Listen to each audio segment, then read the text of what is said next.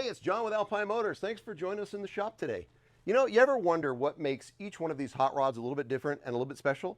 Well, today we have an opportunity to look at a very unique 1937 Ford Cabriolet. This is a car that used to be a coupe that was converted to a cabriolet. The builder put a lot of his personality into the design, and we get a chance to take a look at the underside of this car and see why it's so different and what makes it so unique. You're going to join us on this, so let's go underneath and take a look at everything on this car that makes it special. Like many of the hot rods that come into our shop, the personality of the builder is in the car. So for instance, this car uses a very traditional style A-arm front suspension like you've seen in many of our cars with a coilover and the power steering. But the builder wanted this car to have a slightly different stance. He wanted to have more of a 50s style. So when you look at the profile of this car, while it can be set up to run lower, he wanted a little higher stance to give it that 50s look. It also has a tuck and roll interior which matches that. So this car from top to bottom really is well engineered, but it's designed to have that look and feel of a 1950s hot rod. As we look at the motor and transmission are out of an 80s IROC Camaro. So it's a TPI engine, fuel injected, runs fantastic, and then the automatic transmission from that same configuration. So the computer that runs this runs the fuel injection, the engine, and the transmission, which makes it highly reliable and a lot of fun to drive. It has power disc brakes, it has front disc, rear drum, and a power boost assist on everything. So driving this car is just like driving a modern day car. It's very comfortable, very easy to drive. You'll notice that it has the great exhaust on it. Everything is jet hot coated, everything is powder coated.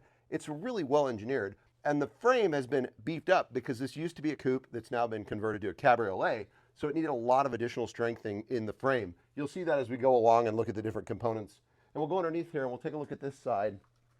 You'll see this whole lower part of the frame has been completely re-engineered and rebuilt to be an X-brace configuration with heavy supports everywhere. That, of course, is designed to help support the body and the flex of the body with the top being removed. Then we come back, it has a Flowmaster exhaust with a H-pipe, gives this motor a very smooth, very mellow tone, and it sounds fantastic going down the road. One of my favorite parts about driving this car is because it's a convertible, you hear all of the noises from the motor as well as the exhaust. So it is a joy to drive this thing. Just cruise around, go to car shows. People love seeing this car. You look, everything's tucked up cleanly. All the electrical components are very well tucked inside the frame or inside the body of the car. There are these two posts right here that can be used to boost the car. So if you had to jump it, you don't have to go into the trunk area where the battery is or under the hood. You can just boost it right here off of these two posts. Also makes it very easy to charge the battery with a trickle charger, but this has an onboard charging system. The rear of the car has a completely redesigned frame. So the original frame has been boxed and strengthened, but then there's this whole additional section here to help stiffen up the rear suspension. And it does use a traditional leaf spring.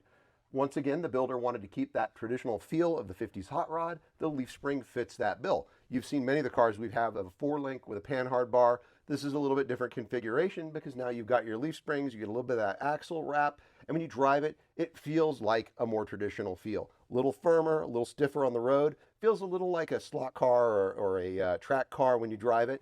It does have a really nice sway bar on it with these billet aluminum links that help transfer the weight so that you keep a really good solid contact patch on the road. And then a heavy-duty 9-inch rear end, and then the drum brakes in the rear, and of course the rear frame connector bar in the back. Everything on this, very well done, very well engineered.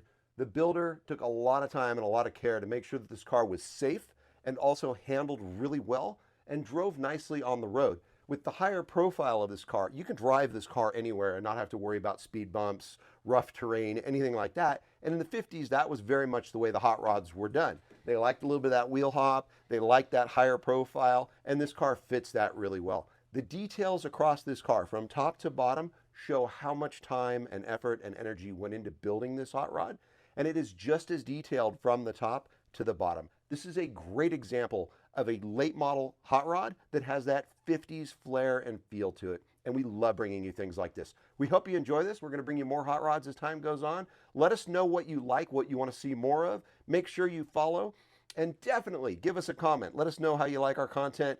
We enjoy bringing it to you, but it's a passion for us. We want to make sure we're filling your needs.